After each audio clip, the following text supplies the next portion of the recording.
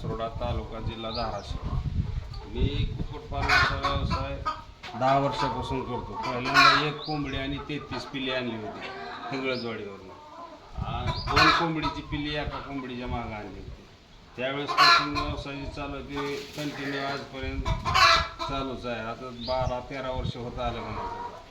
आणि अंडे जे आहेत ते इथूनच गावातले लोक, परत केशेगाव, खांबसवाडी, बेंबळी, गौडगाव जवळच्याला माहीत झालं. त्यामुळं तिथूनच अंडे आपले पूर्ण घेऊन जातात. आणि दर आपण फक्त 10 रुपये ठेवलेला आहे. आता बॉयलर अंड्याचा सुद्धा दर आता सध्या म्हणलं तर 9 रुपये काहीतरी चालू आहे वाटतं. पण मी 10 रुपये देतो, कारण आपल्याला जागेवर नेते. मी एक शेतीला जोड व्यवसाय म्हणून केलेला आहे. रोजचं उत्पन्न बघा, कमीत कमी 20 तर अंडे निघतील माझी. 20-25-30 पर्यंत अंडे जातात. रोजचं नाही म्हणलं तर मला 200-250 रुपये सहज मिळते.